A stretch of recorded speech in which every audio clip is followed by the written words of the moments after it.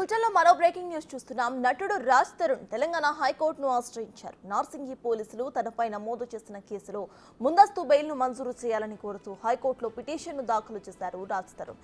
అయితే ఆయన పిటిషన్పై న్యాయస్థానం విచారణను జరిపింది. పోలీసుల నుంచి ఆదేశాలు తీసుకోవాలని పబ్లిక్ ప్రాసిక్యూటర్ని హైకోర్టు ఆదేశించింది. తదుపరి విచారణ ఇవాల్టికి వాయిదా వేసింది.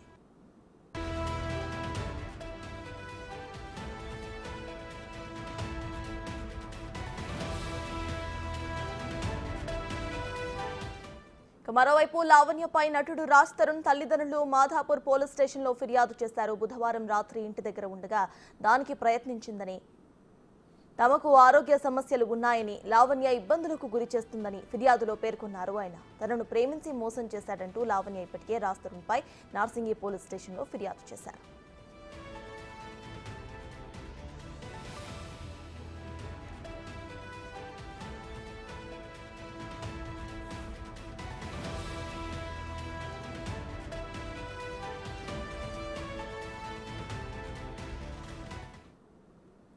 ఇదే అంశంపై పూర్తి డీటెయిల్స్ ను మా ప్రతినిధి రానా మాధాపూర్ పోలీస్ స్టేషన్ నుండి లైవ్ లో అందించడానికి సిద్ధంగా ఉన్నారు. రానా, చెప్పండి, ప్రెసెంట్ అక్కడ అప్డేట్స్ ఏంటి? ఆయన బెయిల్ పిటిషన్ దాఖలు చేసినట్టు తెలుస్తోంది. సో అసలు రాజ్ తరుణ్ వర్గీయులు ఇక ఇటు లావణ్య సపోర్టర్స్ అసలు ఏమంటున్నారు, పోలీసులు ఏమంటున్నారు? దాదాపు నెల రోజుల నుంచి కూడా ఈ యొక్క ఎపిసోడ్ నడుస్తూనే ఉంది.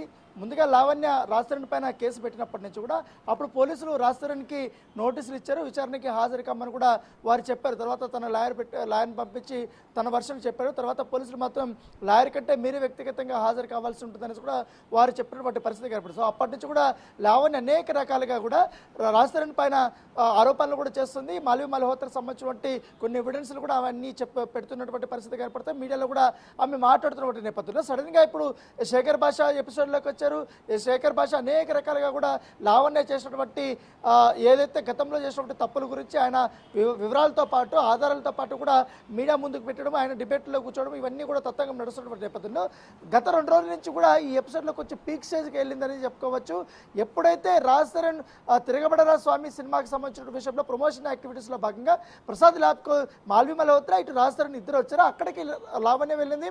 లావణ్య వెళ్ళిన తర్వాత అక్కడ ప్రొటెస్ట్ చేయడానికి, అతన్ని అడ్డుకోవడానికి వెళ్ళిన వాటి నేపథ్యం ఏర్పడుతుంది. సో తర్వాత లావణ్యను చూసి తను వేరే మార్గాన రాజ్ తరుణ్ వెళ్ళిపోవడము, తర్వాత లావణ్య సాయంత్రం వాళ్ళ తల్లిదండ్రుల ఇంటి దగ్గరికి వెళ్ళి వాళ్ళ ఇంట్లో నేను కలవాలి, తనతో మాట్లాడాలి, లేకపోతే మీతో కూడా మాట్లాడాలి, డాగ్స్ ఉన్నాయి, ఆ పెట్స్ కూడా నేను చూడాలనేది కూడా ఆమె చెప్పడం జరిగింది. సో చెప్పిన తర్వాత ఆ న్యూసెన్స్ కేసు నిన్న సాయంత్రం వారు పోలీసులకి ఫిర్యాదు చేస్తారు. రాష్ట్రానికి సంబంధించిన తల్లిదండ్రులు మాకు ఐబీపీతో మేము బాధపడుతున్నాము, పైగా మాకు ఇతర ఆరోగ్య సమస్యలు కూడా చాలా ఎక్కువ ఉన్నాయి. గత లావణ్యకు సంబంధించిన నేర చరిత్ర, గతంలో డ్రగ్స్లో ఇన్వాల్వ్ అయింది, గతంలో కూడా అనేక ఆరోపణలు కూడా ఎదుర్కొంది. కాబట్టి ఆమె నేర చరిత్ర చూసుకుంటే మాకు ఆమె నుంచి కూడా ప్రాణహాని ఉందంటే కూడా నిన్న మాదాపూర్ పిఎల్ స్టేషన్కి నిన్న రాజ్ తరుణ్కి సంబంధించిన తల్లిదండ్రులు రావడం జరిగింది. రాజ్ తరుణ్ తల్లిదండ్రులతో పాటు రాజ్ తరుణ్కి సంబంధించినటువంటి లాయర్ కూడా నిన్న వచ్చారు. లాయర్ అయితే నిన్న మీడియాతో మాట్లాడినప్పుడు కొన్ని అంశాలను ఆయన తెరపైకి తీసుకొచ్చారు. ఎందుకంటే లావణ్య ఎప్పుడు మీడియాకి కొన్ని ఆధారాలు మాత్రమే చూపిస్తుంది, కానీ అసలైన ఆధారాలు తన దగ్గర ఏమున్నాయి ఇప్పటి వరకు ఇటు పోలీసుల వద్ద కానీ ఇటు ఎక్కడ కూడా ఎవరికి కూడా చూపెట్టడం లేదు. ఆమె హైడ్ చేస్తుంది. కానీ ఆమెకు సంబంధించినటువంటి అన్ని ఆధారాలు మా దగ్గర ఉన్నాయి, మేము కోర్టులోనే తెలుసుకుంటాం, కావాలంటే ఇక్కడ బయటకు వచ్చేందుకు ఇట్లా రాద్యతం జరుగుతుందనేసి కూడా ఆయన చెప్పడం నేపథ్యం. ఈ ఎపిసోడ్ ఒకవైపు జరుగుతున్న నేపథ్యంలో నిన్న ఎవరికి తెలియకుండా నిన్న హైకోర్టులో ఇదే లాయరు ఒక పిటిషన్ వేశారు రాజ్ తరుణ్కి సంబంధించిన విషయంలో.